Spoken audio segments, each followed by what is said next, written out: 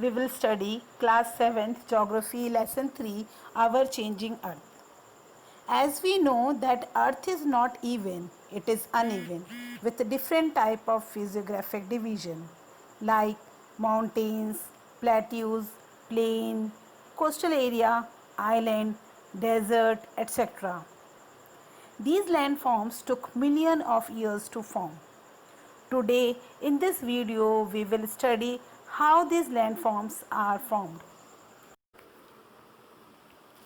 As we know that these landforms are formed over a millions of years, and the main cause of this landform is movement of lithospheric plate.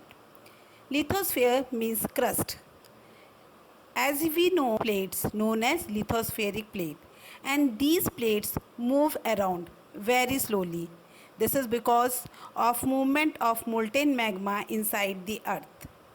The molten magma move due to convectional currents which originate inside the earth due to high temperature. The movement of this plate cause change on the surface of the earth. We can divide this movement into two types: endogenic force and exogenic force. Endogenic force. Endo means inside, genic means origin. So, the forces which act in the interior of the earth are called endogenic force. Exogenic force. Exo means outside and genic means origin.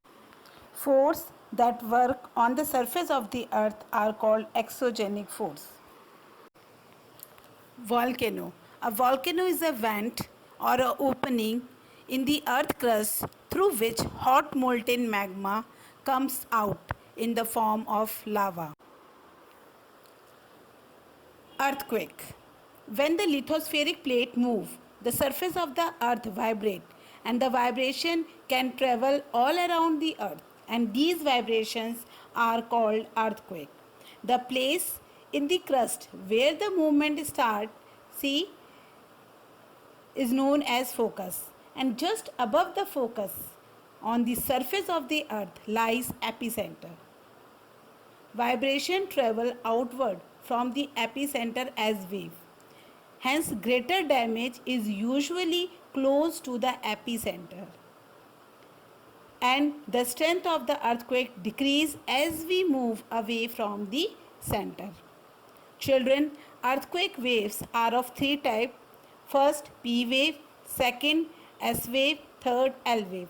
P waves, also known as longitudinal waves, S waves are called transversal wave, and L waves are known as surface wave.